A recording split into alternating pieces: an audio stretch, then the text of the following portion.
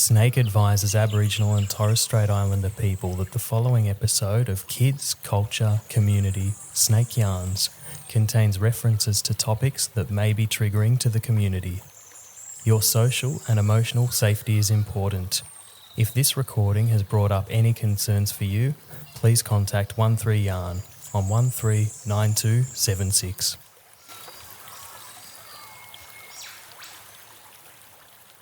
Orda, I'm Catherine Little and welcome to this episode of Kids, Culture, Community, SNAICC Yarns, a podcast where we celebrate our ways, our stories, and of course our children. We begin by acknowledging the traditional custodians of country throughout Australia and their continuing connections to land, waters, and community. We pay our respects to Aboriginal and Torres Strait Islander peoples and to elders past, present, and emerging. In this episode, we're focusing on the 2025 Family Matters Report. Family Matters is Australia's only national report led and written from an Aboriginal and Torres Strait Islander perspective that monitors the removal of our children. This year marks a decade of truth-telling about the experiences of our children and families, and the findings show that the overrepresentation of Aboriginal and Torres Strait Islander children in child protection remains a national crisis. Governments continue to remove our children at unprecedented rates, marginalise our families and undervalue our ways of keeping babies and children safe. Importantly, Family Matters also shows what works. Aboriginal and Torres Strait Islander community-controlled organisations are delivering holistic, culturally safe supports that keep children strong and connected. Today, we're lifting up those stories. In this episode, we speak with Richard Weston, proud Meriam man and CEO of Maari Ma Health Aboriginal Corporation. For more than 30 years, Maari Ma has been supporting families across Far West New South Wales. Their model brings health, early childhood, family support, playgroups, education programs, and cultural connection together, all in one place. It's an integrated early intervention approach that wraps support around families and keeps children connected to family, culture, and community. The 2025 Family Matters Report features Maari Ma as a case study because their story shows what happens when Aboriginal and Torres Strait Islander community-controlled services lead. Children grow up strong, loved, and connected to culture. Listen with us as Richard shares what's happening on the ground. Hello and welcome. We are here live at the launch of the 10th edition of the Family Matters Report. We're here in Naarm in Melbourne. It's a little bit noisy around us, but we're very lucky today because we're having a chat with Richard Weston, who's the CEO of Maari Ma in Broken Hill. Richard, thanks so much for joining us today. Very pleased to be here, Michael. What I would mention to people listening, you presented and you spoke just so eloquently. You were stitched up by Auntie Muriel Bamblet and you gave as good as Well, I think when you're speaking to an audience that includes Auntie Muriel, you've got to expect a heckle, and she's one of the best in the business. So, yeah. But I think it's just the atmosphere created by Colin in his welcome, and then Catherine's opening remarks, and she always grounds us in culture and connection to who we are, and then Muriel herself, her leadership in the children's space has been legendary, and it's kind of a badge of honour to be heckled by Muriel. Yeah, very much so. Yeah, yes. Absolutely right. Well said. And I just wanted to ask you, for those that may not know about your journey, because you did touch on your journey this morning, could you tell us a bit about how you got into the space and how you got involved at Maari Ma, and then your time away, and then going back, as you mentioned, I think 2020, did you say? And you mentioned it's been 33 incredible decades as well at Maari Ma. Yeah, well, I went to Broken Hill in '96 with my wife and two small children. She's from that area. She's a Barkindji lass, and that was the catalyst for me moving there. Now, I didn't have any job or anything, and there was this new Aboriginal organisation had just been established, and they were advertising for a project manager or something. So I applied for that and I won the job. And I'd always wanted to work. I'd come out of government, sort of middle management or lower level roles. So in Western Australia, so I always wanted to work in an Aboriginal controlled organisation. So I got the opportunity and I took it. And, great organisation, great experience of leadership. I was exposed to both non-Aboriginal people in the mainstream health system, but the Aboriginal leadership around that sort of SNAICC era. People like Smiley Johnson, Des Jones, who's still our chairman at Maari Ma, Sam Jeffries, and Maureen O'Donnell, and other people that had a big influence on me, and just learned so much about the way they operated and how they fought for rights, fought for a voice, particularly when dealing with government.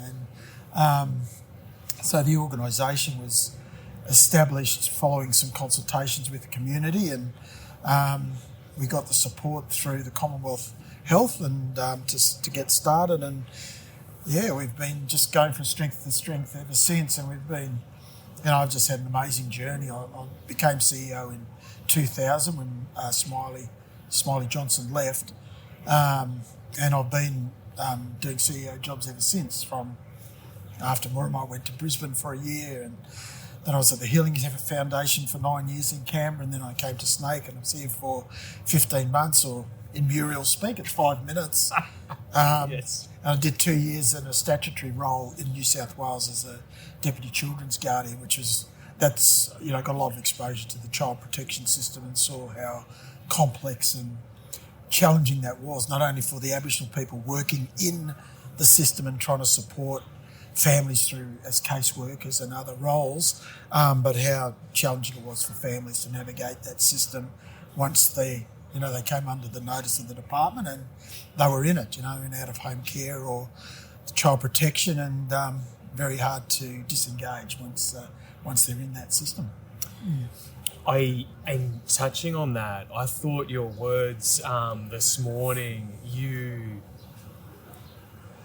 just spoke from the heart, and I thought your words about the system, you just said it's a dumb system, and it's just it just cuts through. So what I think, it's already been said, I think Muriel said it just a moment ago, that the system's broken. You don't have to be a rocket scientist to see that. It's a dumb system, talks about protection, talks about safety, but I don't think kids are really safe or protected. Harm gets done to children, but once they're in that system, it's very hard to get them out.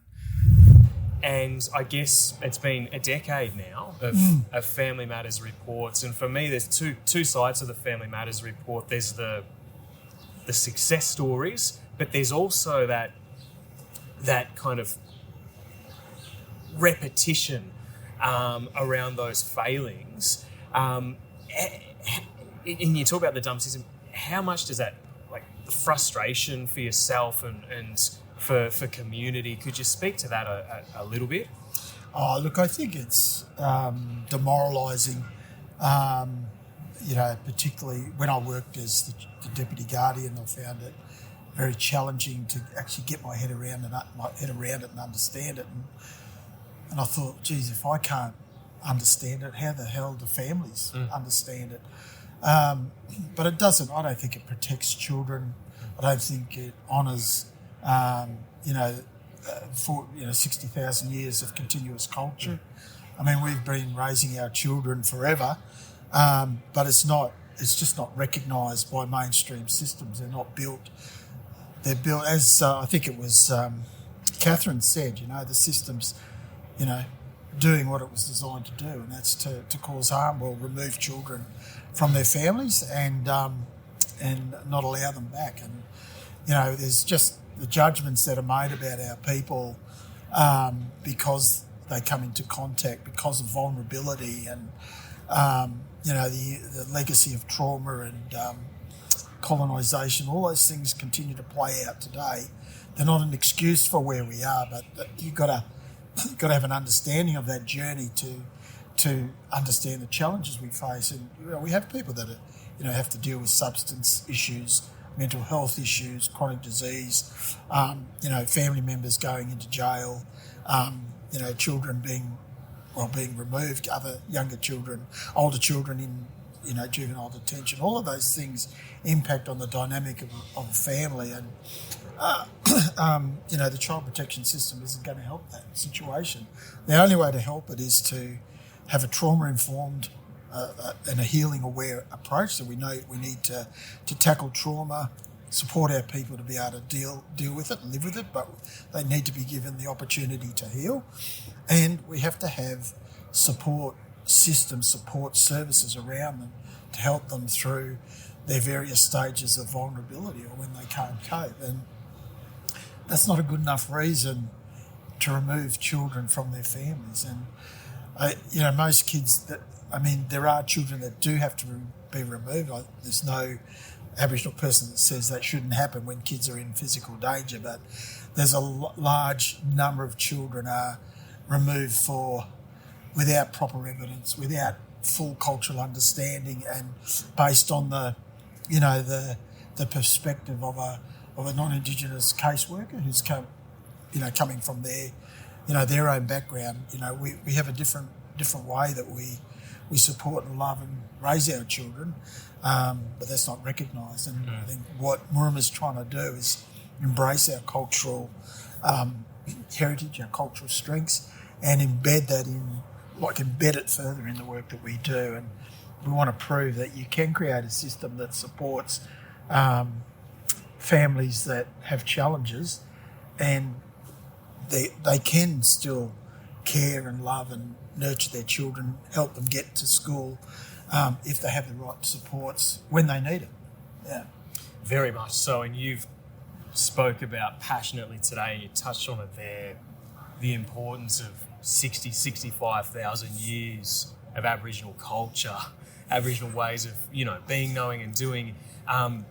That's what it's all about at Maari Ma. Could you tell us a bit of, and there's a beautiful video that you showed everyone today, and I'm sure there'll be a link to that video along with this chat. Could you tell us a bit about how you and the team at Maari Ma really celebrate Aboriginal culture and champion Aboriginal culture to create, thriving families? Well, I think, we do it through our work, through our staff, Aboriginal staff. Our executive manager who manages our child and family service, Lavinia, is a classic example. She's grew up in Broken Hill. She's part of the Aboriginal community there. She trained as a teacher, so she's a trained primary healthcare. Trained primary school teacher. Oh, yeah. And but because of her grandmother, had some health challenges and stuff before she passed away. And Lavinia saw how her grandmother was cared for, so she made a career change. And that's a big decision. And she moved and she became a diabetes educator. And she's had a number of jobs throughout our organisation as she's evolved and developed, and she's had all the hard jobs. And we gave her this role as an executive, elevated her into our executive to bring this integrated child and family service model together. And, she's meeting that challenge. And, that's, her strength is her connection to her culture. She has a spiritual connection to her family and her people and her country. And it plays out in the way she works within the organisation. She's got a beautiful spirit. She's optimistic. I think going back to that previous question about, the overwhelming negativity of, the data that shows the numbers of kids going into care. Well, the thing that keeps us positive and continues to give us hope is our culture. And we know we've been here for 65,000 years. We know we've survived. We're still here after 230 years colonisation. We're still here thriving. And Meriam was talking this morning about, we've got Aboriginal social workers, Aboriginal lawyers, young Aboriginal people moving into these professional roles. So I think we should be optimistic that we can move the needle, that we can close the gap. But it takes a long time. It will take a long time. I mean, the damage that was done to us through colonisation was profound. And, we're still up against discrimination, racism in some places, but a lot of people that misunderstand us or don't know us. A lot of policy people sitting in jobs in Sydney, Melbourne and Canberra making policies for us have never met Aboriginal people, don't know us. The work of SNAICC, that's what gives me hopefulness and confidence that we will get to change. It may not happen in my, in my lifetime or in my working life, but I'm pretty confident we will succeed. And I think that's the attitude we're bringing into Maari Ma, is not one of hopelessness or distress about the things we see and the challenges our communities face, but it's about building on the strengths of our community. And when you see the people in those videos this morning playing with their kids, the adults, they're different people. Like it's a cultural environment, and they're happy, and that's what we want to see more of. And we've got it in us to bring change to ourselves, and that's what Meriam is trying to do, is just show a different way, I suppose, to dealing with families that are at risk and vulnerable. Yeah, and that's just the video today really demonstrated that. We did see so many families. Do you have any? It's very hard. This is a very tough question. Do you have any favourite stories? There'd be so many stories, but examples that of families where you've just seen that just incredible transformation, and that's credit as well to Maari Ma and that environment that you create. Well, I think there's many stories of the engagement of vulnerable families you just don't think are going to engage with your services. And we do have people in the community that find it difficult to access services for a variety of reasons, but we find that when children are involved, people are there to support them, whether it's a parent, grandparent, or another extended family member that's got care of the child. And but Lavinia was telling me a story of this is a Wilcannia story actually, and there was a three-year-old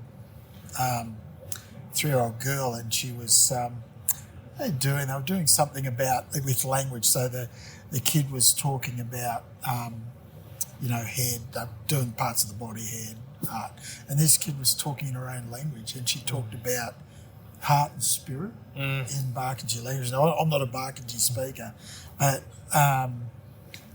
that kind of moment for me, hearing that story, and Lavinia being the one who telling me, I find it moving.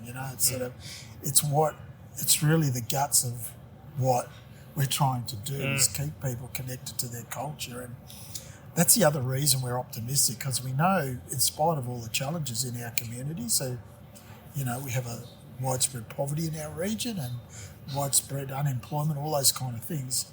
We have this connection to culture and pride in their identity, and that's what I think we can build on. That Maari Ma can bring the services and the health expertise and the early years education expertise, and the family bring their engagement and their culture and their knowledge, and you put that all together, I think you've got something quite powerful that can bring transformational change. Yeah, very much so. What are some of the most urgent policy or funding reforms needed to enable that Aboriginal-led early intervention service to really grow, particularly in more of the remote regions? Because I remember chatting to you, I foolishly thought you just covered around Broken Hill, but you cover right down to the Vic border, so that really big footprint that you have. Yeah. Well, I think the biggest challenge for us is around how do we grow in a way and scale up our work so that we're able to cover our whole region. And the only way we can do that is we have to have a good strategy and a plan for the way we develop our organisation and are prepared for taking on additional programs and services. And we're doing that work. Government needs to invest in us. So in our region, we would ask the government to invest in Maari Ma. Don't see us as a not-for-profit or some kind of boutique service that operates on the periphery of mainstream systems. See us as very much part of the community, part of the solutions they're chasing, and invest in that. We do have smart Aboriginal people working for us. We have smart non-Aboriginal people working for us, and they have the ability to design service and programs, that can achieve results in, a challenging remote environment. So I think just investing in some innovation, some of the innovative thinking that's in Aboriginal communities. We heard from the, the language school this morning. I'd be shoveling money into that. Yeah. If I was the Prime Minister. Yeah. And I think, and just continuing to support SNAICC, I think, to be at those important policy tables discussions. And I think it's not all about money. I mean, it's a big part of it, but I think just let's see some political will. Let's see some politicians that actually are fair dinkum about transformation and change and doing something different. The child protection systems across Australia, they're very complicated, unwieldy beasts, and they're governed by powerful laws and legislation at state and federal level, and getting our people out from under that can only be done. The pathway out is to have a strong Aboriginal community-controlled service sector. We have a pretty strong Aboriginal community-controlled health system. Has had. We've had an automatic entitlement for about 30 or 40 years, so that has grown really strong. But we should mirroring that in the other sectors, in education, in the early years and care and protection, those kind of things, so that if you resource Aboriginal people properly, we'll get better results. I mean, some of the things that our communities are doing, they're doing it on the smell of an oily rag, but they're still getting better results than anything that mainstream can do for us. So that's where I think the money should go. Yeah, yeah, spot on. No, thank you so much. This is kind of a future-looking crystal ball kind of question. Yeah. If we do imagine that overrepresentation is dramatically reduced within a generation, yes, as the Family Matters report and goal aspires to the core goal, yes, what do you think success would look like for Far West New South Wales communities, for your communities, for children, families, culture, and that community health and well-being? Well, I think, look, what I would imagine, I would think, taking a learning from that language school presentation, I think that's what we want to do. I was talking to Lavinia before we left about introducing language into our programs. So I think children speaking their own language, children being proud of their identity and their culture. So I think, as one of the presenters said, that Aboriginal people were raised and taught by the system to be ashamed of who they were. We have no reason to be ashamed. We have every reason to be proud.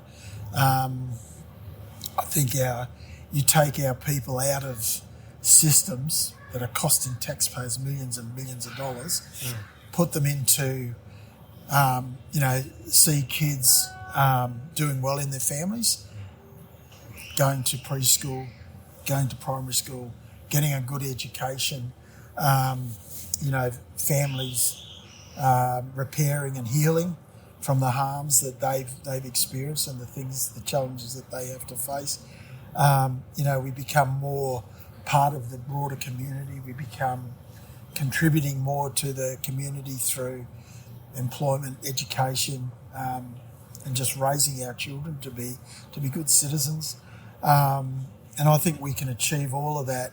We can be part of the Australian, the Australian dream, the Australian community, but we can also, at the same time, be strong and proud in our culture, speak our languages.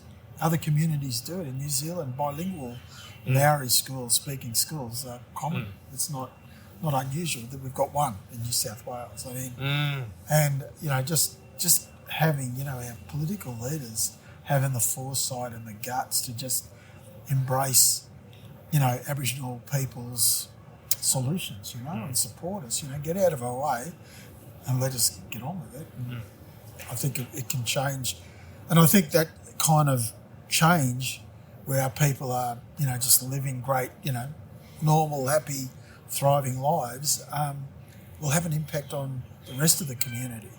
Our culture, Aboriginal people are born to share their culture. That's what they do. They always want to tell people who they are, where they're from, what their connection is. That's what we do. We want to, that's part of our responsibility.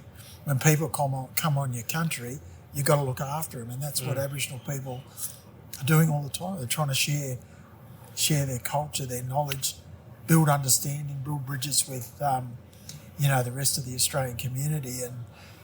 And, if people recognise that and embrace it for what it is, we'd be a much richer country. We're a great country anyway, but we could be a lot better. Yeah. Oh, that's just... I think that's a mic drop. I think that's a mic drop moment. I can't even speak now, Richard. That just beautifully spoken. I just think to end with, wanted to give you the final word. If you had a message for anyone out there that's tuning in, I guess any final thoughts that you wanted to leave with people? Oh, look, just we love our children. We want our children in our homes with us. We want to teach them their ways, our ways, our cultural ways. We want to teach them their history. We want them to understand what their ancestors have done, how they've survived in this amazing country and how they've survived colonisation, but not with a view to feel sad, ashamed, not trying to attribute guilt or blame, but just to understand what has happened so we can understand what's going on in our community and where those challenges come from and strengthen our kids, make them resilient so they can meet those challenges for the future. So, and look, Aboriginal people just want to share the country with everyone else and share their knowledge and culture. And, it's an amazing opportunity. I think, many Australians don't quite get yet that you're living in a nation where the oldest living culture, has been doing amazing things for thousands of years, and it can be part of your heritage too. So embrace it. Yeah, too right. Something that everyone should be bloody proud of. And I just wanted to, on a final note, if people are listening to this, policymakers, fund holders, and they wanted to reach out and support Maari Ma, support the work you're doing, how can they get in touch? 0407 1-800. Well, look, I think we'll support. We'll be engaged in any kind of conversations or sharing our thoughts, knowledge, experience with anyone who's authentic and is committed to make change. We'll do whatever we can do within the Maari Ma bubble and within our region, but we do need policymakers, politicians, people that influence systems to support us as well, and believe, have the same belief that we do, that things can get better and things can be changed. Richard Weston, CEO of Maari Ma, Broken Hill, thank you so much for your time, and thank you so much as well on behalf of everyone that was here for your incredible leadership, dedication, leadership over many years. You've just been an incredible. We just feel honoured to have you today and to be able to hear your great words. Thanks, Michael. It's very kind of you. it is humbling to be here. So thank you. Thank you very much. Good on you, Take mate. care. That's a wrap on this episode of Kids Culture Community. A big thank you to Richard Weston for joining us and sharing the work happening across Far West New South Wales. Today, we're lifted up one of the stories and evidence from Family Matters that shows what works. Aboriginal and Torres Strait Islander community-controlled organisations delivering holistic, wraparound and culturally safe supports so children grow up connected to family, community and country. To read the full Family Matters 2025 report, including the Maari Ma case study, visit the SNAICC website. Download the report, share it with your networks, and join us in calling for the systemic change our children need. I'm Catherine Little, and thank you very much for listening.